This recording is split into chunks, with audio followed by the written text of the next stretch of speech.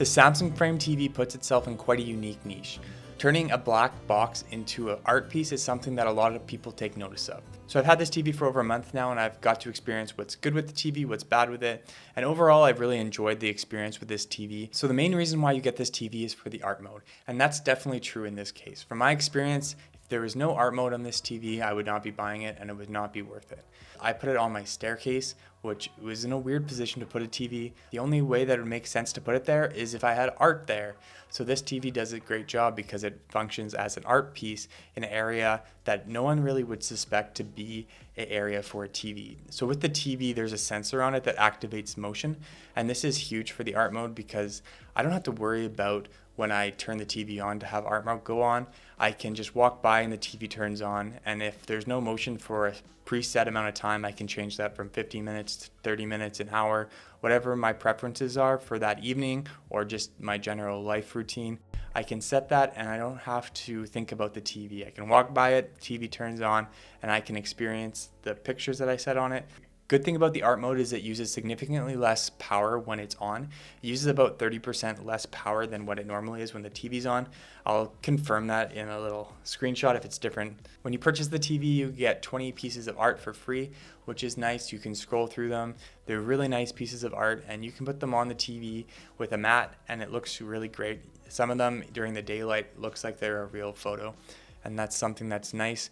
Now, if you get bored of those photos, then definitely they're going to make you pay, and you can pay a monthly subscription to get a lot of different other photos.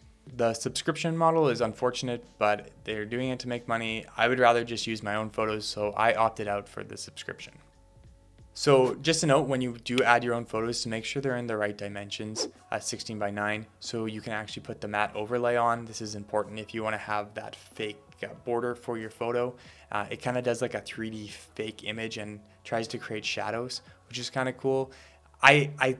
You can kind of believe it during the daytime, but at the night, there's light that emits off the TV, and you're gonna know that it's a TV, not a picture. But it does a really good job at blending in, and it does go quite dim, but just not dim as a normal picture because there's no light. The art mode is great for filling the room and creating an environment. It's great because you can set your own photos. If you have Christmas photos, you can put them up for Christmas.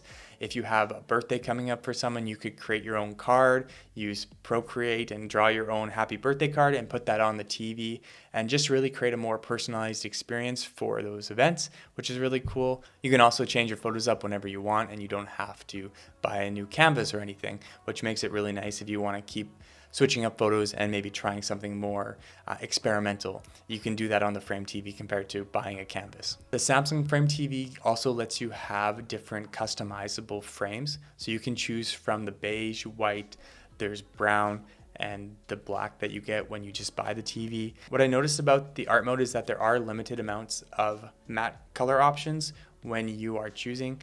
So you can have the matte be white, I think blue, red, black. There's quite a bit of options, but there's only about 20 or less options, and it would be nice if you could pick your own color from your own color option.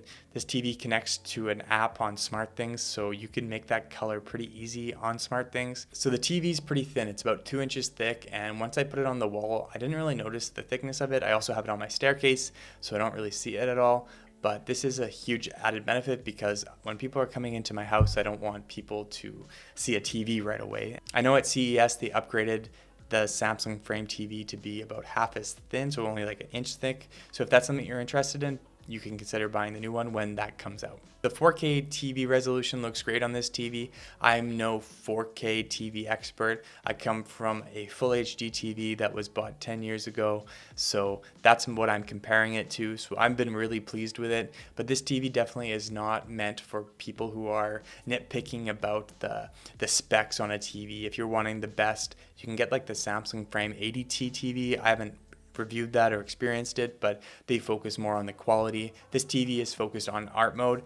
It's still great picture quality, but it's definitely not as good or focused on the tech specs and being the best TV display possible. The one thing I will say about the quality of the TV is that it is a QLED TV, not an OLED TV, so the blacks aren't going to be perfectly black, and I was kind of trying to nitpick this TV, and when I was watching movies that were specifically dark, I did notice that some of the light for the dark areas kind of emitted, and it wasn't as fully dark as an OLED TV that I've seen at Best Buy stores. So that's something to take note of. If that's something you're interested in and you want a full movie experience, this art TV is not meant for you. This TV is meant for people who want to put this TV on the wall for art. The no gap wall mount is fantastic. This was such a simple design, and I love that it came pre-packaged with the TV. The TV bracket has a metal bar that extends out, and then all you have to do is attach that to the mount that you attach to the wall. And then once that's connected, all you have to do is push the TV, and that bar pushes in, and then it's flush to the wall. The one wire was a super nice benefit that I didn't know how much I appreciated till I actually put it in use. This had all your cables attached to a One Connect box where you can connect your game consoles and your Chromecasts to, so you don't have to go behind your TV and keep plugging it in and guessing where the HDMI cord is. This saved a lot of headaches, and also it was super important for me in my scenario when I was putting it on my staircase wall. I didn't want to put an electrical socket in, so I was able to actually just run the one wire down the wall on the other side of the room, and I didn't have to worry about paying someone to put an electrical socket in somewhere where I might actually have to remove it in the future. The Samsung Frame TV does come with a smart OS, and it does pretty well, but the one thing I really don't like is they have ads on the bottom. It's just one ad, and it just bothers me. I don't really want it there. I paid a lot for this TV, and I didn't want to pay for ads after paying quite a bit for this TV. So there's ads in this OS. So what I've done is I've actually purchased a Google TV Chromecast device, and I've supplemented the Samsung OS for the Google TV OS, and that seemed to work pretty well. I had a cool feature to use the Google TV remote as my main remote for the TV, and I was actually able to use the power button on the Chromecast to turn on art mode. That was super important because I didn't want to use multiple remotes for using that TV and the Google TV. When I was wanting to cast some videos from my phone to the TV, some apps didn't completely work with that. I was using NHL Game Center and I wasn't able to cast to it. I was able to cast to my Google devices, but I wasn't able to cast to the Samsung Frame TV. The Samsung Frame TV OS works great. It has Netflix, Disney, all the things that you require, but I didn't like the ads and I didn't like the OS completely because of that. So I got the Google TV, which I'll make a review on later. But just so you know, if you do switch to Google TV, you can use the art mode with the power button on it, which is super important. If you don't want a TV to be the mainstay of your room and you want something else to be the focus, this TV is definitely for you, and it might be worth the extra price. But you need to know what you want it for, and you need to use the art mode. Otherwise, this TV is probably not worth it for you unless you really hate having cables behind a TV and you want to have no gap behind the TV.